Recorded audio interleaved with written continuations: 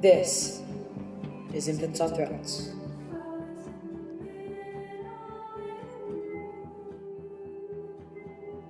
Philosophy mingled with story. What's up, Tom? What's up, man? Let me tell you a story. There was this great alchemist, this great storyteller, this person that understood quite a bit about humanity, the universe, and was just this vagabond bohemian with a group of people that traveled, just kind of figured out life, lived very simply.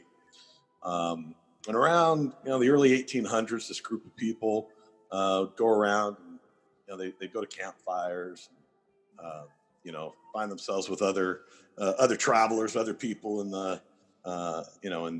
this new great country of ours, and they sit around a campfire and tell stories. And the great alchemist was, looked at really like a modern day religious leader because of his insights, because of the love that people felt when he told stories, when he told metaphor, and used all types of different metaphor, all the great techniques that all the great thinkers and innovators and alchemists use. He told the story. He eventually ended up in the area of New York and told these stories. And this kid, was there with his father and some other people. They were treasure hunters. They joined these campfires as they were out doing their thing. And this kid heard the stories of the alchemist, and he thought, that's genius. And he rushed to co-opt those stories, rushed to get them published, rushed to reduce them to writing and pass them off as his own stories. He did what so many con men did: pass off other people's ideas that he never understood, never came up with as his own. He rushed to get them published, to get them down to word, to sell them, to pass them off as his own. All the while, not even understanding the mechanics of the ideas and the stories that the alchemist told. And a couple of years went by, and this kid started a church, started religion. He advanced the philosophies of men, the philosophies of other men, mingled with scripture. And he got followers. But the sad thing was he got followers who were blind, who were looking, searching. And so they heard these stories and they resonated just a bit, and they thought, well, maybe this dude sees. What they didn't realize is he was a blind guide. And so these followers, these tragic followers, continued to follow this person who was constantly passing off other people's ideas as his own, using words he didn't understand and concepts he couldn't apply to himself. He talked about love and weaponized love. He talked about virtue and never experienced virtue. He talked about all the things that are elevating, lovely, and of good report. And yet his fruit was decaying,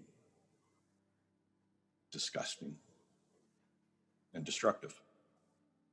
Everything he touched turned to shit.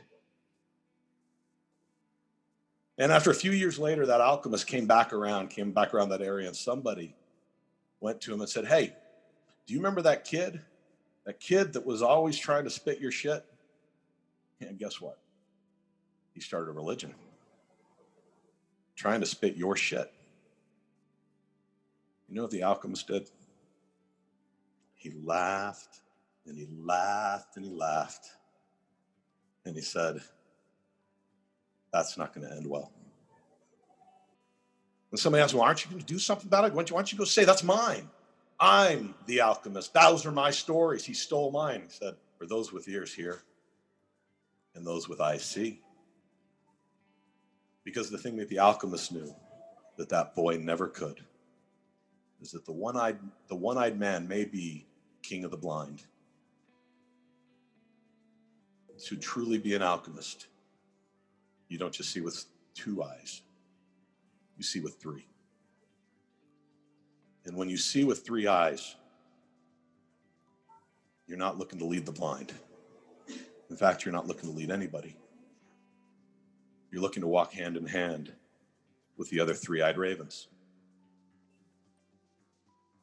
So when I look around and I see people who are attempting to get positions they never earned and are attempting to lead the blind and are themselves blind guides, passing off ideas that they don't understand and that they can't integrate, I don't get mad. I laugh and I laugh and I laugh. And I think, that's not going to end well.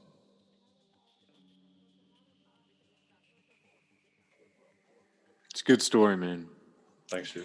I used to get frustrated. And What do you mean you used to? Don't pretend like you still don't. Fair enough. Fair enough. I was going to say the same thing. But what I do is I stop and I think, this is reality.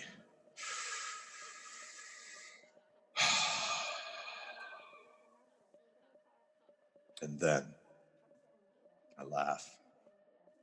I get sad a little bit because it's not going to end well. It's not going to end well. Yeah. Yeah, it's kind of sad. Yeah. Yeah. So you got people that are trying to tell other people how to thrive outside of religion while they themselves are barely surviving. But the thing is, there's no amount of persuading or convincing anybody that the person that they're following doesn't see. Because people are doing what they need to survive. They're doing the thing that makes them feel good. Scratching an itch that just needs to be scratched. But unfortunately, you scratch too much, the skin gets infected. Yeah, all you can really do is just say, hey, I've done a lot of thinking and I've made adjustments in my life to take heed, take notice, watch for things, prepare. And I highly recommend you do the same. You know, I mean, it might not be of any benefit. No, because there are people that are like, what do you mean? I'm already looking. I'm with their blinders on. I'm already looking around. Right. That's great. And that person sees further. Cool. And so then I'll laugh and I'll say, that's not going to end well, because it's never ended well when somebody has abdicated their path to somebody else. The greatest thing that any con man can do is convince you that they're doing the opposite of what they're actually doing.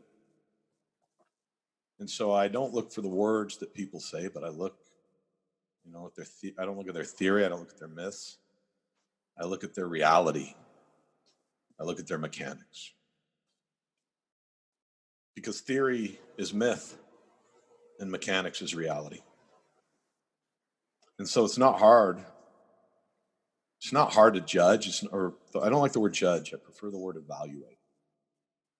Because evaluate suggests taking real pieces of information and applying it fairly and objectively to find reality. Yeah. And that was the message of The Alchemist. That was the story, which is Beware the blind guides. Woe unto the hypocrite.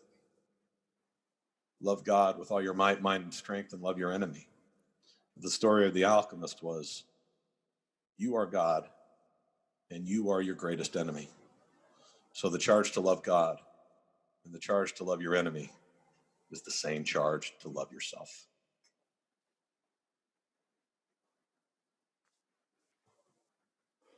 Tale as old as time. And when you love yourself, you can, it's so much easier to be kind because you really,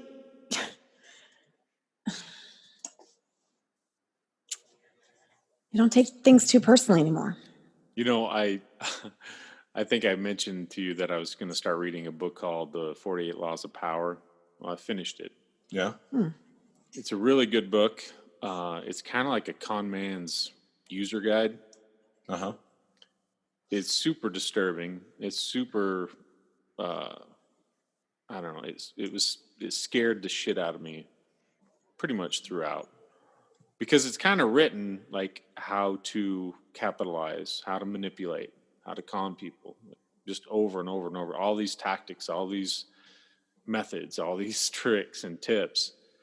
But when I had heard the person who recommended this book to me, when he said, if you're reading this book with the idea that you're trying to understand people that do these tactics, rather than thinking that you're reading it for some sort of, playbook that you're going to use later down on the road. But if you ingest the information thinking this is what other people, this is their tool set, this is what they do, that's incredibly helpful, because then you start dissecting like, oh, that's a tactic that I've seen. That's a tactic that this person uses.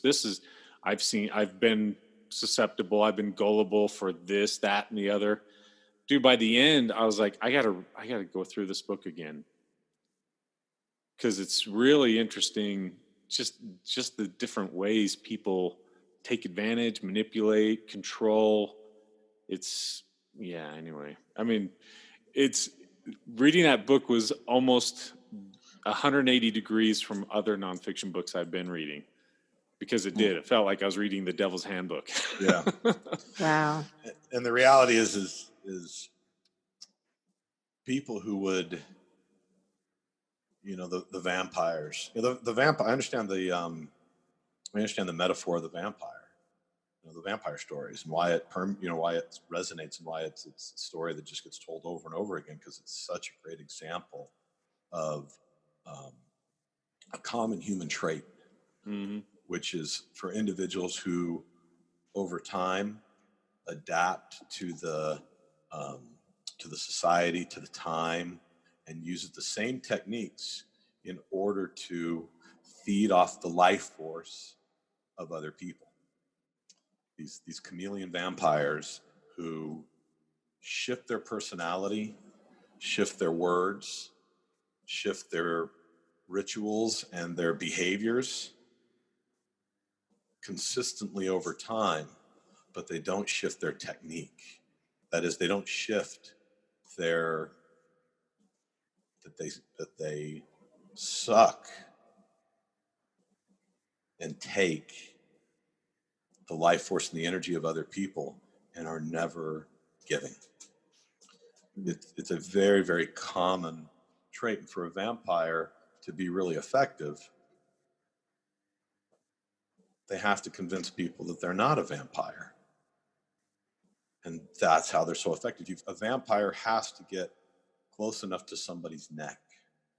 They have to get to a place where the person is vulnerable enough to show them their neck, to get naked, to expose themselves by disclosing their past, by exposing their vulnerabilities and the things that have hurt them in the past.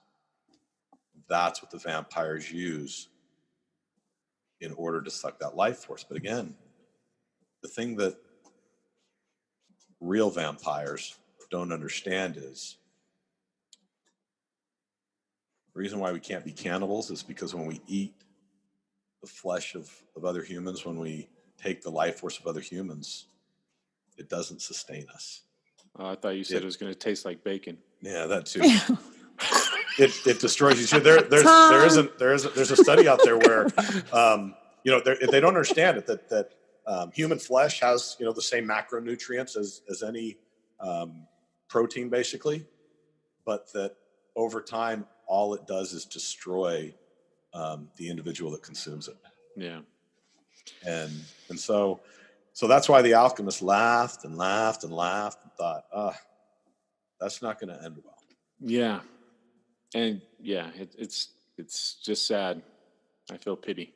I do feel pity, but knowing that it's sad to watch other people die, and it's or sad. Get injured. Yeah. Well, and I'm including the vampires. It's sad to watch the vampires kill themselves. Mm-hmm. It's sad, especially when you know that other people may get killed or get injured on that path. Certainly injured, and a lot of times that's the thing. Vampires, in sucking the life force of their victim, really do create new vampires. They create new vampires. Mm-hmm.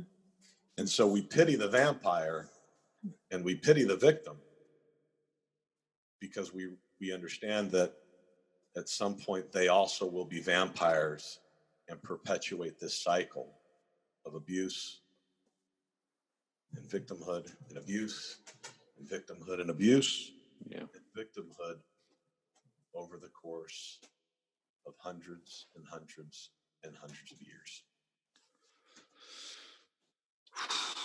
Well, that's good.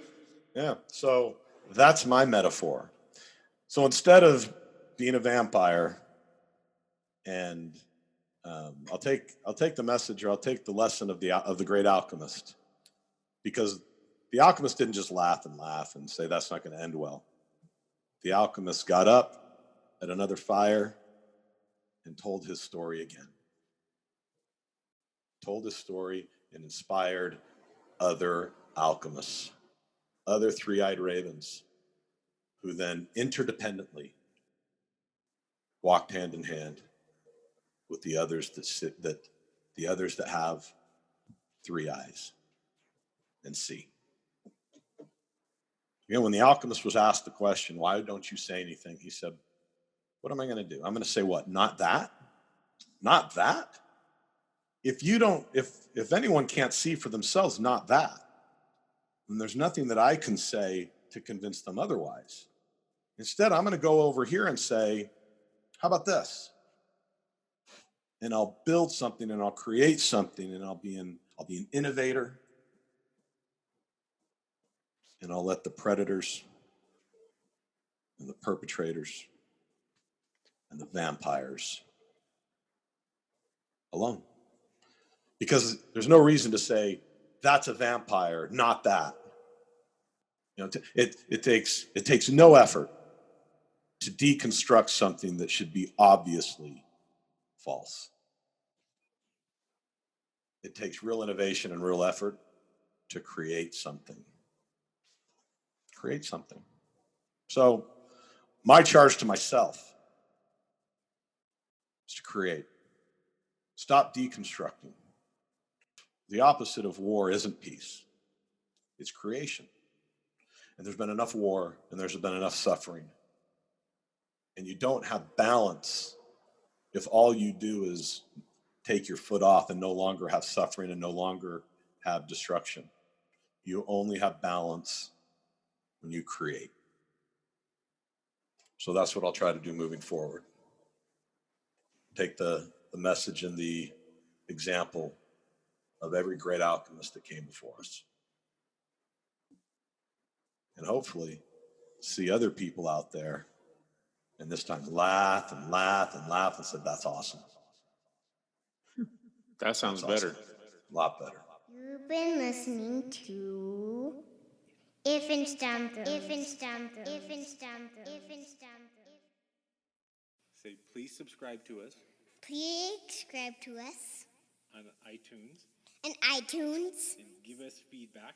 and give us feedback. We like 5 stars. We like 5 stars. And go to Infants on Thrones. And go to Infants on Thrones. Infants on Thrones. Yes! .com. .com. That's our website. Please invite us, because this is me and Daddy speaking.